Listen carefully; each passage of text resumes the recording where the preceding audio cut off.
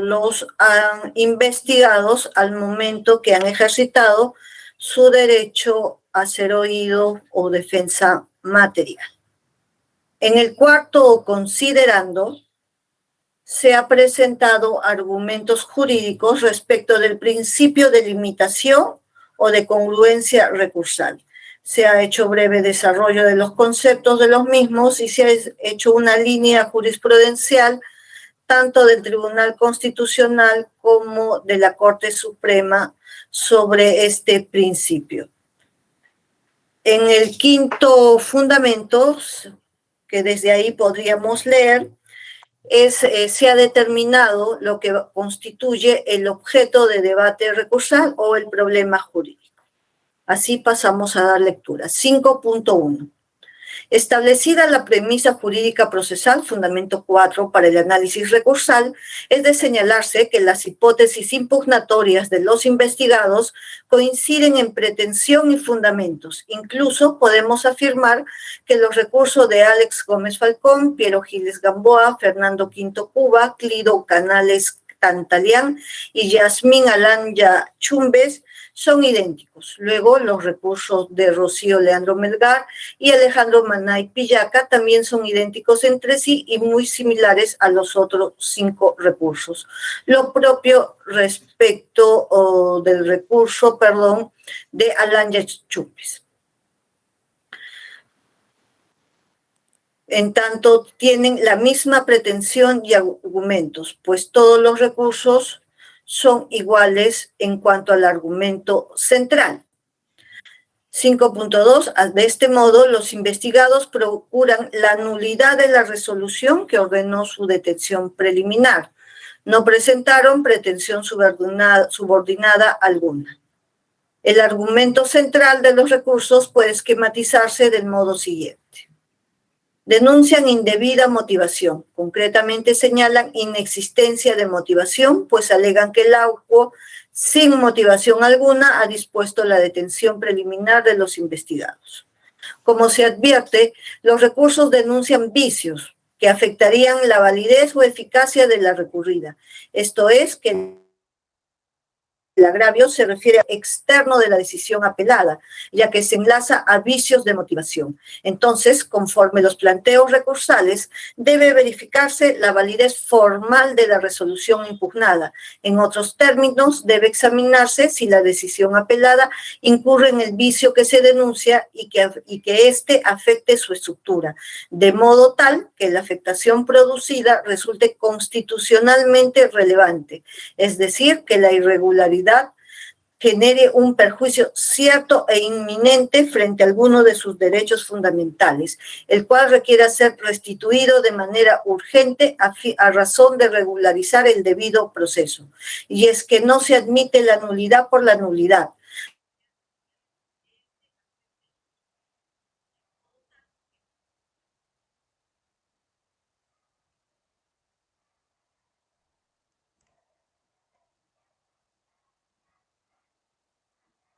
Soluciones judiciales, argumentos constitucionales y convencionales.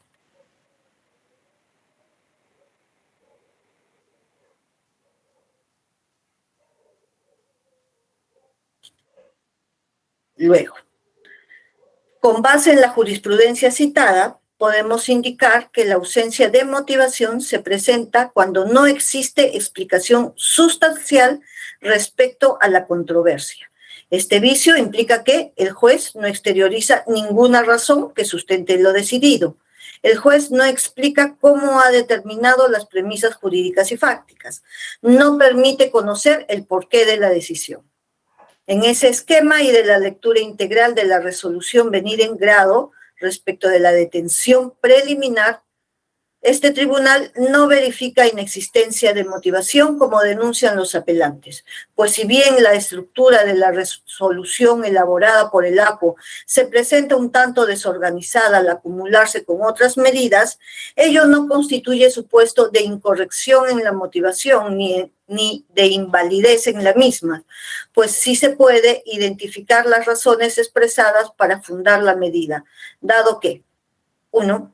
En el numeral 3.1 y 1.4 se exponen los antecedentes fácticos del caso, lo que permite contextualizar el mismo, lo que opera como argumento de apoyo de la decisión.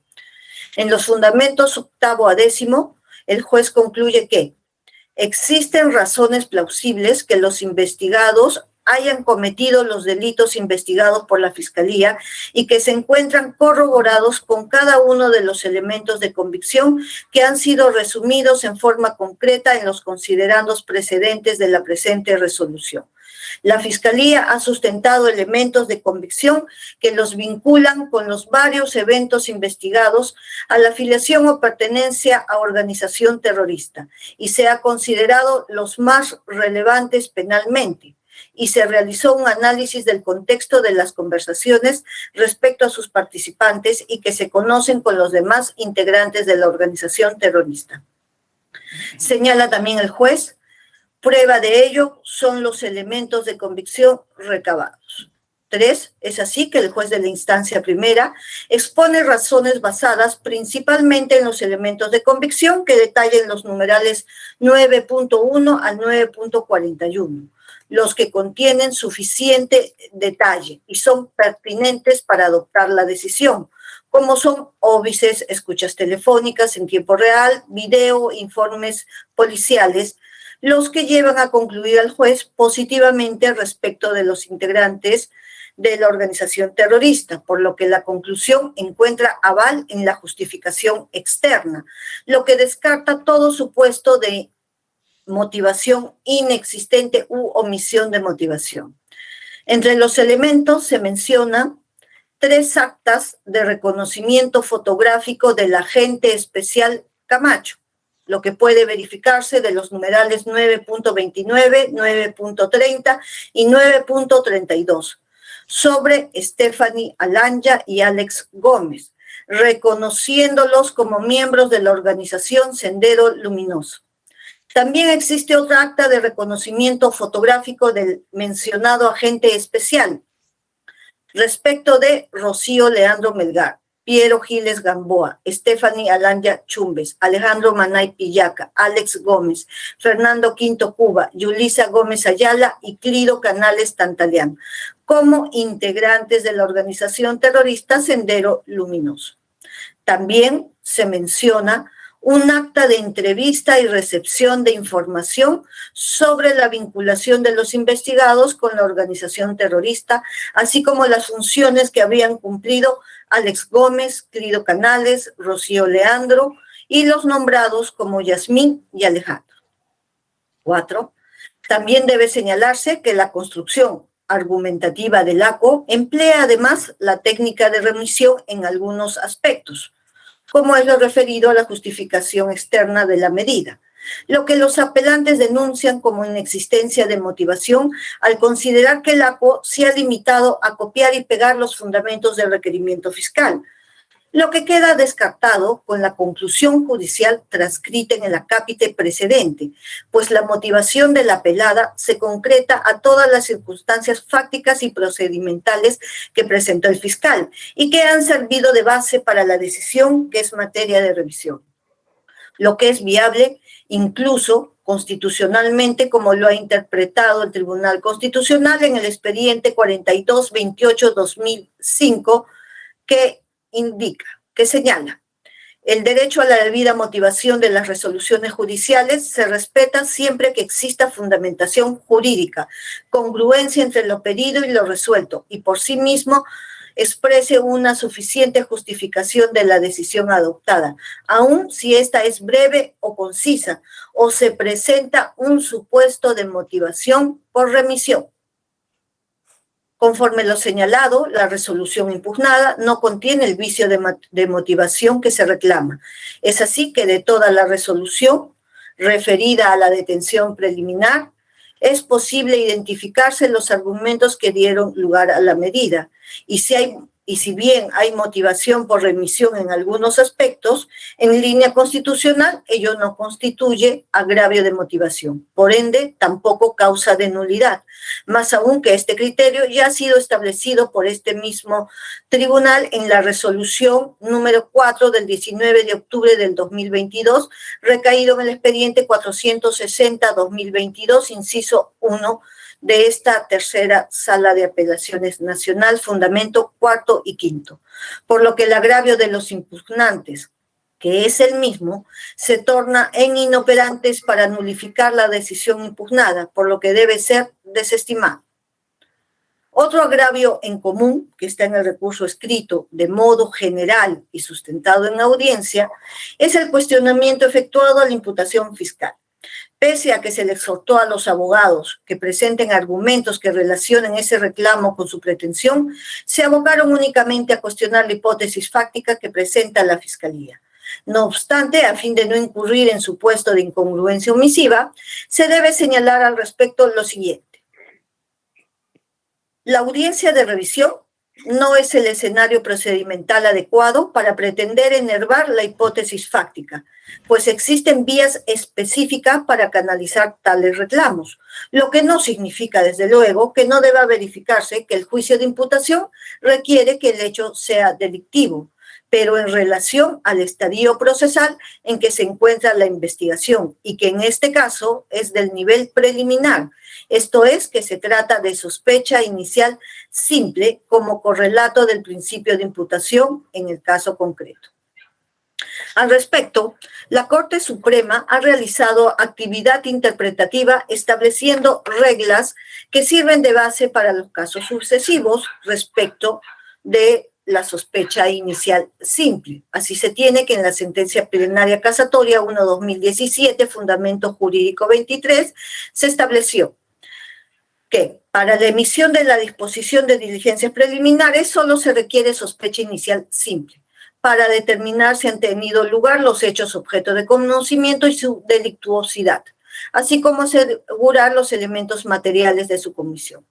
En el fundamento 24 de la citada sentencia plenaria se determina que debe entenderse por sospecha inicial, señalando que es el grado menos intenso de la sospecha y requiere un apoyo justificado de hechos concretos, solo con cierto nivel de delimitación y basado en la experiencia criminalística de que se ha cometido un hecho punible, perseguible, que pueda ser constitutivo de delito. También se han consignado los argumentos del Acuerdo Plenario 3/2019 que son pertinentes al caso. Conforme a los lineamientos jurisprudenciales, se puede colegir que el contenido esencial cautelado constitucionalmente de la imputación tiene como rasgos definitorios una mínima, porque debe contener al menos la calificación jurídica y los hechos de la conducta prohibida. Razonable, en tanto no implique una exigencia exagerada al Ministerio Público ni una vulneración al derecho de defensa del imputado. Casuístico, pues al margen de imputación deberá ser evaluada en cada caso concreto de acuerdo a la naturaleza de los hechos y al delito imputado. De lo señalado se puede concluir que en el caso no se ha incumplido con la exigencia normativa y jurisprudencial, pues se cuenta con la calificación legal y los hechos de la conducta atribuida, que es pertenencia a organización terrorista, guarda razonabilidad, teniendo en cuenta la naturaleza de este delito, el que además cuenta con justificación externa suficiente para el nivel de diligencias preliminares. En tal sentido, el reclamo impugnatorio no puede ser atendido de modo alguno, más aún que no se advienten razones de nulidad, debiendo desestimarse el agravio por inoperante. Corresponde también señalar respecto del agravio común en los recursos, el referido a la prognosis de pena.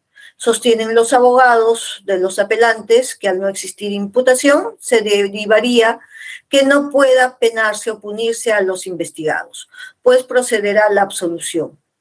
Entonces no sería viable la imposición de sanción alguna.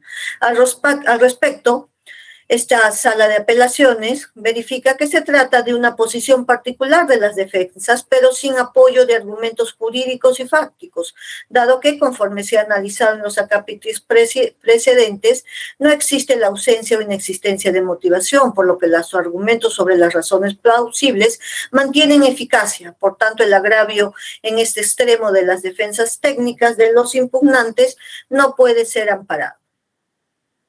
Sobre la posibilidad de fuga.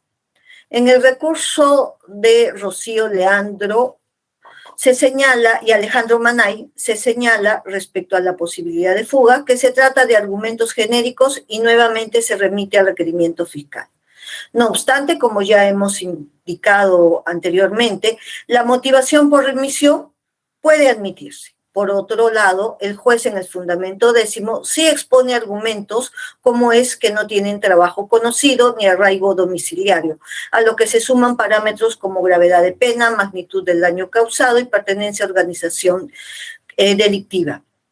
Y si bien hace remisión a lo señalado en el requerimiento fiscal, es de considerarse que este tipo de decisión, nos referimos a la detención preliminar, se realiza inaudita part, es decir, sin audiencia, por lo que no puede exigirse al ACU que evalúe argumentos distintos a los del requerimiento fiscal, y es que el artículo 261.1 del Código Procesal Penal establece que el juez dictará el mandato de detención preliminar con el solo requerimiento fiscal.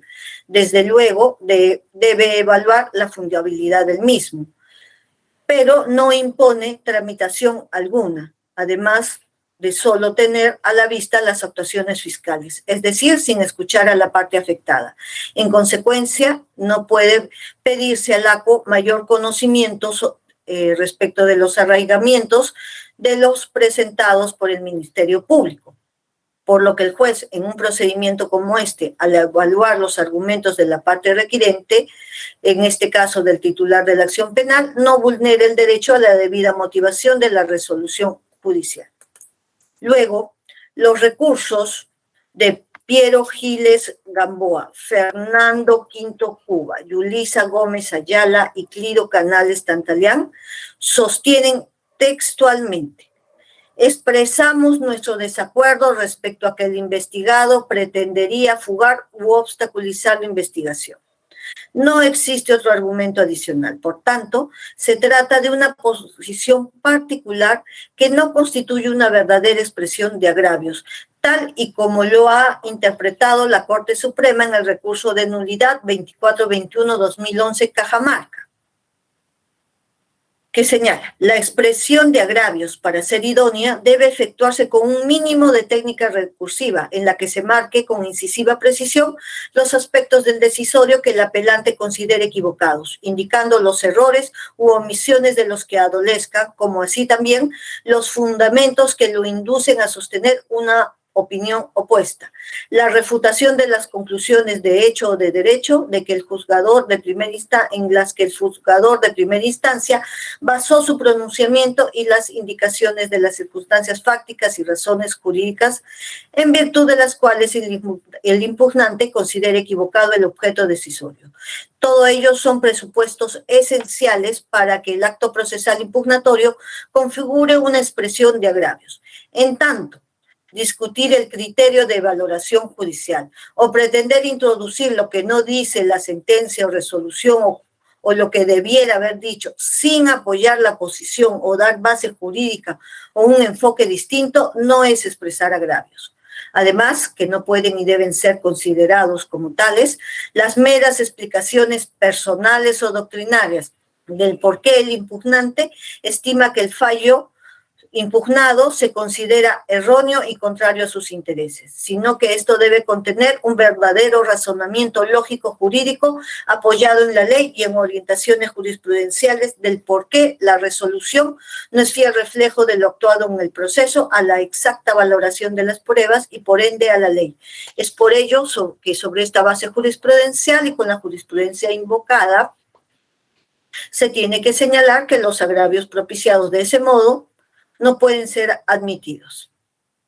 Ahora bien, respecto de los argumentos individuales presentados por la representación técnica de los investigados. Primero, la defensa de Fernando V alegó ausencia de motivación para vincular al investigado con el delito. Del mismo modo, la defensa técnica de Alejandro Manay denunció motivación aparente, señalando que el APO habría presentado argumentos impertinentes para disponer la detención preliminar. La defensa de Rocío Leandro Melgar sostuvo que la inexistencia de motivación se verifica desde la generalidad de los argumentos presentados por el juez. Sin embargo, conforme lo analizado por este tribunal, respecto del argumento general de inexistencia de motivación, ver argumentos 6.3 a 6.7 de la presente, las aseveraciones o aserciones de los abogados son incorrectas y no tienen aval de confirmación, puesto que, como se ha verificado, sí existen conclusiones judiciales concretas sobre los presupuestos de la detención preliminar, las que se han adoptado en base a los elementos de convicción, los que incluso se mencionan y son apropiados al caso y suficientes a nivel preliminar, lo que descarta las patologías de motivación que se denuncian. En consecuencia, debe desestimarse estos reclamos. La representación técnica de Stephanie Ayala invocó a este tribunal a aplicar la capacidad nulificante que le faculta la norma y sancione la resolución con nulidad, pues en el caso hay jueces distintos abocados al mismo proceso, sin que medie justificación, por lo que podría haberse dirigido el requerimiento fiscal. Incluso también en el caso se inicia con fiscales de Ayacucho, pero ahora hay otra fiscalía encargada, todo lo que afectaría el debido proceso. Los argumentos presentados por el abogado son incompletos e inapropiados para sustentar lo pedido, dado que si bien el artículo 425, inciso 3, apartado A del Código Procesal Penal, habilita la declaratoria de nulidad de oficio del tribunal, también es cierto que el principio de trascendencia exige mayor carga argumentativa precisamente por la intromisión que haría el tribunal en el juicio de revisión, lo que no ofreció el letrado. Además, los argumentos del abogado parten de una premisa normativa totalmente errada, ya que, 1, tratándose del Ministerio Público no existe pretensión, pues no realizan actos jurisdiccionales. 2, en el caso no se trata de un direccionamiento, como audazmente afirma el abogado, pues lo que procesalmente ha sucedido es que los requerimientos o pedidos urgentes que ingresan fuera del horario de despacho judicial, esto es, fuera de entre 8 a 17 horas, son asumidos por el juez de turno, quien una vez atendido el pedido urgente, lo deriva al juez que corresponde, lo que no es una práctica o no constituye una práctica irregular o no regular. Por lo contrario, mediante resolución administrativa número 826-2002, P-CSNJPE-PJ, se ha establecido el rol del turno judicial especial de los juzgados de investigación preparatoria nacionales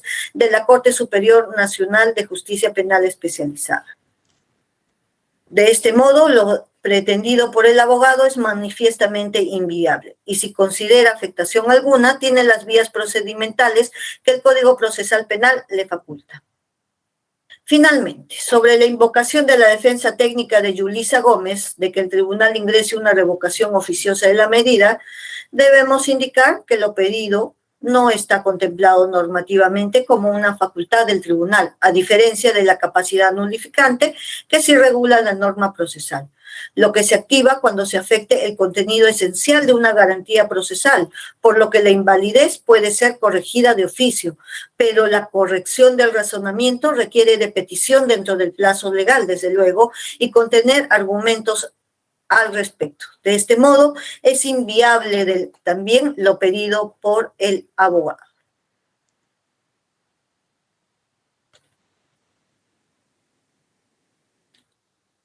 Conclusión.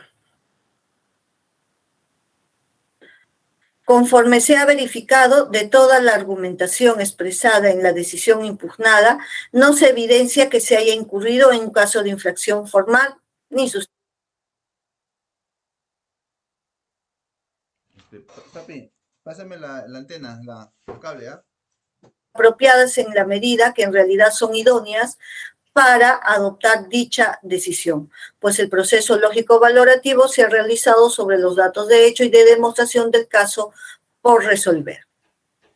Desde esa perspectiva, la resolución cumple con los parámetros legales, esto es, con los 3 presupuestos materiales para la detención preliminar, pues hay pronunciamiento motivado sobre razones plausibles, así como prognosis de pena, y sobre la cierta posibilidad de fuga u obstaculización, en el estándar que exige una investigación a nivel preliminar, que es distinta a la exigencia para una prisión preventiva. Por los fundamentos expuestos, los magistrados integrantes de la Tercera Sala Penal de Apelaciones Nacional, en aplicación del artículo 409 del Código Procesal Penal, deciden: 1. Declarar infundados los recursos de apelación interpuestos por la defensa técnica de los investigados Alex Gómez Falcón, Piero Giles Gamboa, Fernando Quinto Cuba, Yulisa Gómez Ayala, Clido Canales Tantalián, Yasmín Alanya Chumbe, Rocío Leandro Melgar y Alejandro Manay Pillaca, respecto del extremo referido a la detención preliminar. En consecuencia, confirmamos la resolución 1 de fecha 9 de enero de 2023 en el extremo que declaró fundado el requerimiento fiscal de detención preliminar en contra de los precitados investigados por el plazo de 15 días, en el marco de la investigación que se les sigue por la presunta comisión del delito de pertenencia a organización terrorista previsto en el artículo 5 del Decreto Ley 25.475 en agravio del Estado. Regístrese esta decisión y notifíquese. Bien, señores, han escuchado los argumentos de la decisión. Se ha confirmado la decisión de primera instancia. Bien, siendo ello así, señor presidente, daríamos por concluida la audiencia. Bien, hemos concluido. Hasta luego. Buenas tardes tengan todos. A ver con todos. Muy buenas tardes. Buenas tardes, Buenas noches. todos. Gracias. Buenas tardes, hasta luego. Buenas tardes, doctores.